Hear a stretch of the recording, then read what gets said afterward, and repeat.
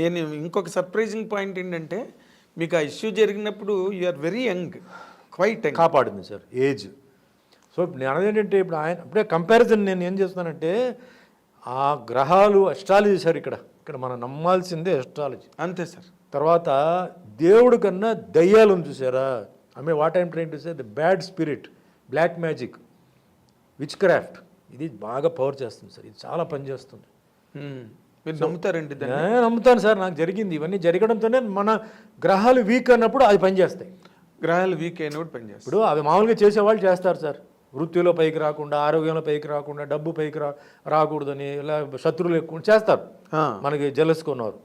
అది జరుగుతాయి, అది దాని పని జరిగి అది రన్నింగ్లో ఉంటుంది. ఇది ఎప్పుడు పనిచేస్తాయి? మన గ్రహాలు ఏదైతే మనల్ని కాపాడుతుందో వీక్ అవుతాయో అది ఎంటర్ అవుతాయి. ఓకే, అప్పుడు దాన్ని మనం అది కరెక్ట్గా చెప్పేవాళ్ళు ఉండాలి. దానికి కావాల్సిన అంటే ఈ యాంగిల్లో కూడా మీరు అప్పుడు చూపించాం. ఓకే, జరిగింది, చేశారు. సో అది తర్వాత అదే మన వాళ్ళు చేతపడి అదే ఇంగ్లీష్లో విచ్ క్రాఫ్ట్ అంటే బ్లాక్ మ్యాజిక్ అది అంటారు చూసా. అది కూడా ఉంది సార్. గుడ్ కన్నా బ్యాడే ఫస్ట్ జరుగుతాయి సార్. అవును, the evil is more powerful. అవును, బట్ ఇక్కడ ద గాడ్ ఏంటంటే will give relief and will last వరకు ఇది. బట్ ప్రాసెస్ లేట్ ఇక్కడ. ఎందుకంటే టైం పడుతుంది. ఎందుకు లేట్ అవుతుందంటే మీరు గ్రహాల్లో మిస్టేక్ ఉంది అని తెలిసి మీరు అప్రోచ్ అయ్యే లోపల ఇక్కడ ఆల్రెడీ డ్యామేజ్ జరిగిపోతాయి. సో అది ఏం చేయలేరు. డ్యామేజ్ జరిగింది మళ్ళీ మన రివర్స్ వెళ్ళలేము కదా. అవునండి. సో అక్కడి నుంచి treatment, it's like an accident sir. Accident జరిగింది, మీకు ఆపరేషనా, మెడిసినా, పౌడరా, ఇది ఇక్కడ. సో కరెక్ట్గా చెప్పేవాళ్ళు కావాలి. అంటే నాడి జోష్యం పర్ఫెక్ట్గా ఉంటుంది సార్. పామిస్ట్రీ కరెక్ట్గా చెప్పేవాళ్ళు ఉంటే పర్ఫెక్ట్గా చెప్తారు సార్. ఎప్పుడు ఏంటి భవిష్యత్తు ఏంటి అని మొత్తం చెప్తారు. ఇది నమ్మాలి. నమ్మకపోతే నాకు ముందు నమ్మకం లేదు, ఇవన్నీ ఏది నమ్మలా. చిన్న ఏజ్ కదా, చాలా నమ్మలా. తర్వాత నమ్మాల్సి వచ్చింది, ఇప్పుడు నమ్ముతున్నాను నేను. కానీ పర్ఫెక్ట్గా చెప్పేవాళ్ళు ఉండాలి, కానీ తప్పుగా. అవునండి, పిచ్చిగా చెప్పేవాళ్ళు కరెక్ట్గా చెప్పాలి. ఇప్పుడు మా ఏరియాలో అంతా ఏంటంటే ఈ షెల్స్ చూసారా, సీ షెల్స్, అది గవ్వల ఏదో అంటారు, గవ్వలు పెట్టి ఒక ప్లేట్లో పెట్టి గవ్వల శాస్త్రం ప్రశ్న అడిగితే వాళ్ళు ఇలా లాగుతారండి. వాటిలో ఎన్ని ఉల్టా పడింది, ఎన్ని స్ట్రైట్గా, దాన్ని బట్టి ఒకటి చెప్తారు. అది కూడా కరెక్ట్గా వస్తాయి. ఓకే, అంటే డిఫరెంట్ వేస్ అండి. మన ఇండియన్ ఎస్ట్రాలజీ వాటిల్లో ఏంటంటే ఇలా చాలా ఉన్నాయి. ఫేస్ షేడ్స్ ఉన్నాయి. తర్వాత కొందరి పవర్ ఉంటుంది సార్. అమ్మవారి పవరు, ఆంజనేయ స్వామి పవరు, అదే అమ్మవారి ఉపాసన అవి ఉంటాయి. ఇప్పుడు బాగేశ్వర్ డ్యామ్లో ఇప్పుడు ధీరేందర్ స్వామీజీని ఇప్పుడు చాలా ఫేమస్, ఆయన యంగ్ పర్సన్. ఓకే, ఆయన చాలా హిందూయిజం చాలా చేస్తున్నారు. ఆయనకు శక్తి ఉందండి. నేను వెళ్ళాను, కలిశాను. హనుమాన్ ఇదే అనమాట, ఆయన తాతగారు హనుమాన్ భక్తుడు. ఆయన ఇప్పుడు ఆల్ ఓవర్ నార్త్ చాలా ఫేమస్ అండి. ఓకే, హీరో లాగా ఉంటాడు మనిషి, బట్ హిందూయిజం అది ఉంది. ఆయనకి పవర్స్ ఉన్నాయి, చెప్తాడండి. ఓకే, మీరు వెళ్ళాను కలిసారు అనుకోండి, మీ పేరు అడుగుతాడు, ఆయన పేపర్లో ఏదో రాస్తాడు. ఇప్పుడు చెప్పండి మీరు ఎందుకు వచ్చారని అడుగుతాడు. సార్ నేను దీనికోసం వచ్చాను. అప్పుడు పేపర్ చూపిస్తాడు సార్. ఆల్రెడీ మీరు ఎందుకోసం వచ్చారని ఆయన రాసి ఉంటుంది. అబ్బా, ఇట్లా కొందరు ఉంటారు మహిమలు, కొందరు పవర్ ఉన్నవాళ్ళు, వాళ్ళని అప్రోచ్ అవ్వాలి. ఇలాంటి కరెక్ట్ అస్ట్రాలజీ చెప్తే కరెక్ట్ రెమెడీస్ చేసేవాళ్ళు ఉండాలి. ఏదో డబ్బుని ఎక్స్ట్రాక్ట్ చేయడం అలా వాళ్ళు ఎక్కువైపోయారండి. అదే మన జాగ్రత్తగా ఉండాలి. ఇప్పుడు ప్రాబ్లం ఏంటంటే ఇప్పుడు ఇలాగా డబ్బులు పీడించి లాక్కునే జ్యోతిష్కులు ఎక్కువైపోయారు మార్కెట్లో. దాని నుంచి ఆ శాస్త్రం మీద కూడా చాలా మందికి నమ్మకం పోయింది. అందుకే నేను చెప్తానంటే పర్ఫెక్ట్గా చెప్పేవాళ్ళు, నాన్ కమర్షియల్, అంటే పూజలకు వాటికి ఎంత ఖర్చు ఉందో అవన్నీ ఇవ్వాలి. వాళ్ళు కూడా they can take their fees అంతవరకే ఉండాలి, కానీ ఎక్స్ప్లాయిట్ చేయడం అది నేను ఒప్పుకోను. నేను చాలా మంది దగ్గర చూసానండి అది.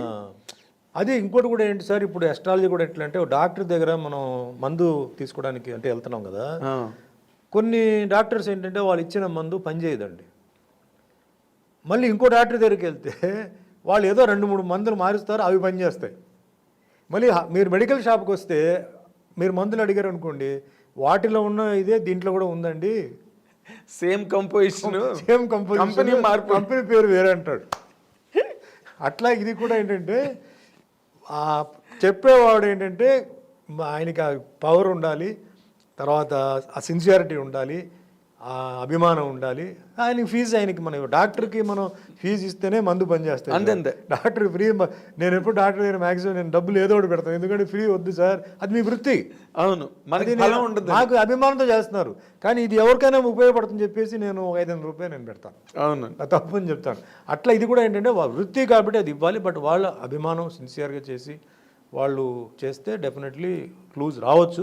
అది కూడా ఏంటంటే ఏ టైం ఆయనకి దగ్గర అవుతుందో ప్లస్ అప్పుడే అలాంటి వాళ్ళు దొరుకుతారు. అంతేనండి, అప్పుడు కరెక్ట్ సార్. అప్పుడు దాకా దొరకరు. అప్పటి వరకు అది ఆ శోధన, ఆ సెర్చ్ అలా జరుగుతూనే ఉంటుంది, అనుభవించాల్సిందే. అంతే, అనుభవించాల్సిందే. కానీ ఇప్పుడు ఏంటంటే ఇది రాజకీయంలో ఉన్న వాళ్ళందరికీ ఇది ఒక గుణపాఠం సార్.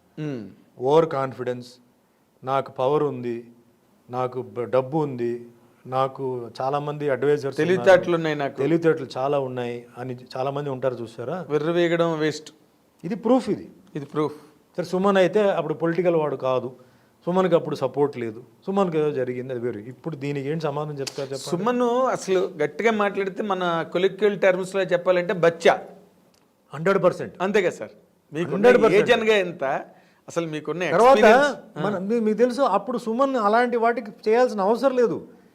సుమన్ మార్నింగ్ 7 o'clock షూటింగ్కి వెళ్తే రాత్రి 12-1 గంట వరకు 3 షిఫ్ట్లు చేసేవాడిని సార్. చిరంజీవి గారు మేమంతా 3 షిఫ్ట్లు చేసాము సార్ అప్పుడు. అవును, మీకు చెన్నైలో మీకు తెలుసు కదా. అవును, ఆడ విజయ గార్డెన్ లో ఒక షూటింగ్, మళ్ళీ వాహినిలోనే ప్రసాద్ అన్ని అక్కడే తిరుగుతుంటాం మేము. అవును, ఆ ప్రొడ్యూసర్కి హాఫ్ డే, ఈ ప్రొడ్యూసర్కి హాఫ్ డే, అలా చేసిన మనిషి. డబ్బు కూడా నో ప్రాబ్లం, మంచి డిమాండ్ చేసింది కూడా లేదు, డిమాండ్ చేయకుండానే వచ్చింది. మార్కెట్ని బట్టి డిమాండ్ చేయకుండానే. సార్ నేను మళ్ళీ ఇంకోటి చెప్తాను, నేను ఒక మిడిల్ క్లాస్ ఫ్యామిలీ నుంచి వచ్చిన మనిషి. నేను వెంటనే లక్షలు అప్పుడు నేనేమి ఎక్స్పెక్ట్ చేయలే. నాకు హీరో రావడమే చాలా గొప్ప విషయం.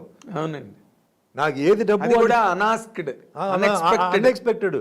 పైగా నేను సినిమా ఫీల్డ్ కాదు, నేను ఎక్కడ పోనీ కంపెనీలో పనిచేసాను అనుకోండి 6 రోజులు, మ్యాక్సిమం నాకు ఎంత వచ్చి ఉండదు, 1 లక్ష రూపాయలు వచ్చి ఉంటుంది మ్యాక్సిమం. ఇది కొంత సీనియారిటీ వచ్చి, ఎక్స్పీరియన్స్ వచ్చి, మీరు కంపెనీలు మారి, అలాంటిది ఏమీ లేక నాకు ఈ రోజు కూడా నేను చెప్తాను కదా సార్, ఈ రోజు కూడా చాలామంది సార్ మీరు వాళ్ళతో పోటీ పోయి, సార్ నాకు పోటీ ఎందుకు సార్, నాకు నేను ఇది నా కళలో కూడా లేదు. అలాంటి భగవంతుడు నాకు ఇది ఇచ్చాడు. నాకు ఏ పొజిషన్, నాకు ఏ చైర్ ఇచ్చినా కూడా ఐఎమ్ హ్యాపీ.